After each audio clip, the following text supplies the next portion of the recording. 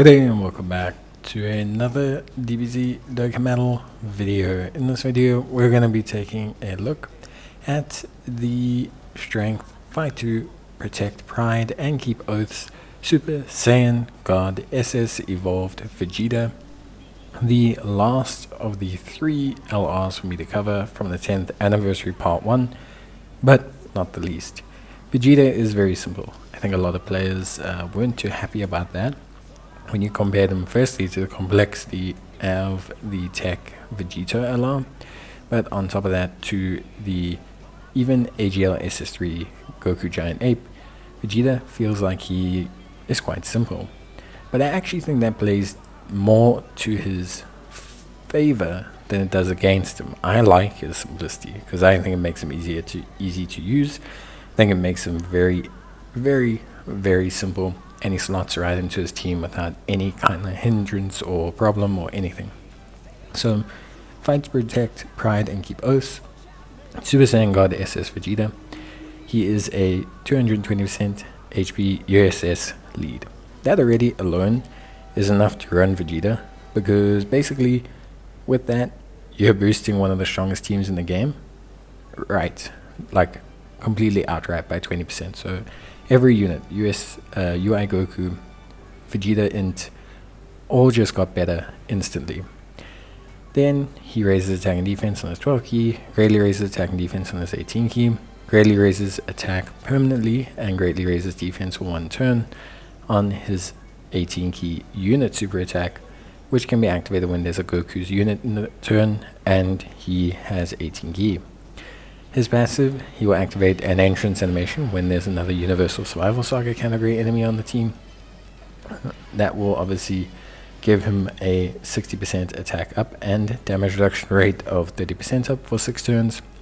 His attack and defense of 200% on his basic effects, creates rainbow key spheres, has 200% additional attack when attacking, gets 1 key for every attack performed, gets defense of 40% up to 200% with every attack performed, gets 7% damage reduction within the turn, gets an additional attack that has a medium chance of becoming a super attack for every 2 key spheres obtained, and after you perform 6 or more attacks in battle, he'll get 30% damage reduction, and after you perform 7 or more attacks in battle, he'll perform a critical hit. In terms of build, you want to probably build him majority additional. The reason you want to build additional is because each additional attack has a chance to proc his hidden potential system attack. So whenever he's proccing those additional 4 or 5 attacks that he has from his passive based on the amount of key orbs, each of those can proc his additional super. So he's more than likely able to get his hidden potential super system. Obviously the more attacks he does, the faster he builds up to guaranteed crits, and the faster he builds up that damage reduction. It's not unusual for Vegeta to have his guaranteed crits near the end of his 2nd turn, and it will activate immediately upon the attack that it has been taken place on. So yeah, pretty good. Aside from that, you can decide. For me personally, I don't think there's a problem with taking evasion here. Vegeta has 30% damage reduction for the first 6 turns.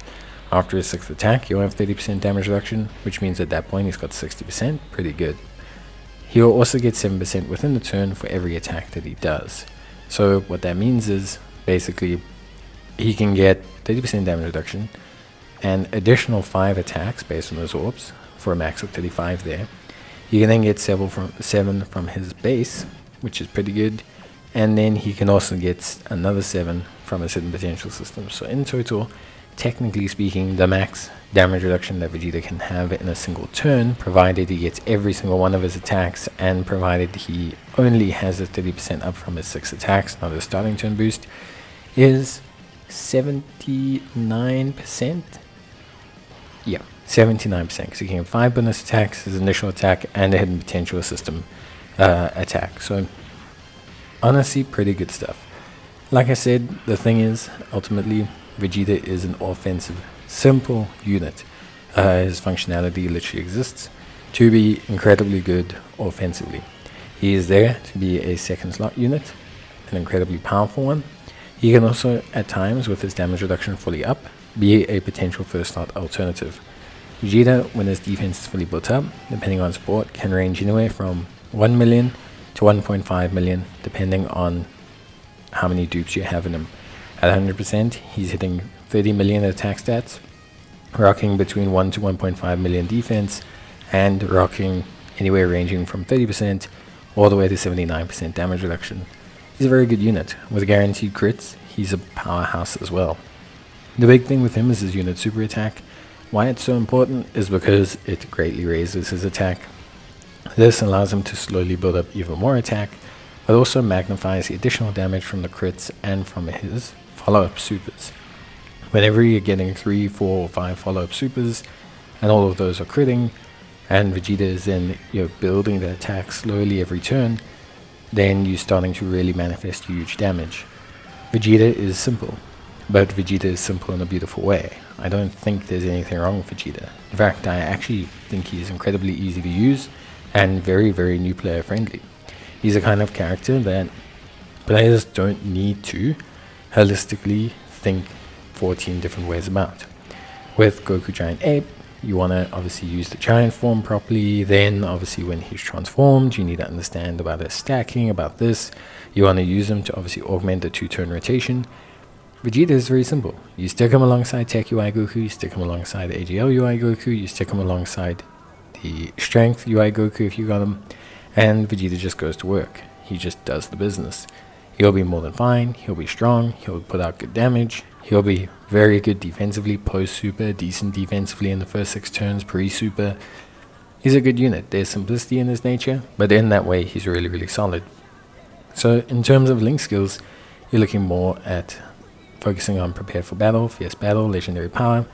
Tournament Power protects him in the USS, Reps Universe 7 style teams. Godly Power is obviously something that helps him with other blue or God units. Vegeta links up really well with AGL UI Goku, Attack UI Goku, Strength UI Goku. So there's a lot of Gokus that he links up with really, really well. You can also link up and benefit from the physical Super Saiyan Blue Boys as well. Anytime there's a Goku in his rotation, he's fine. He doesn't have any USS requirements or anything like that, barring his initial passive. So as long as you've got one other USS character on the team, which most times will probably be AGL MUI Goku at this point, then I think most players won't have an issue running Vegeta. Basically, once you fulfill that requirement, he's good to go. He doesn't really need to link up with anyone. Having a Goku is nice, it's not mandatory for him. So I think overall, I don't know, Vegeta looks really good. I, for one, am very impressed with him, super happy with his performance, and yeah, honestly, I don't know, I just find him really, really good. It's something that I just think is really awesome. So yeah, I think that's kind of it from me. Obviously, yeah, I'd love to hear what you guys think. What do you think about Vegeta? Is he good? Is he bad? Have you got him? Do you enjoy using him? And yeah, I think the thing with Vegeta is he's entering such a strong team that he just slots in so easily and performs at such a great level. So yeah, really cool.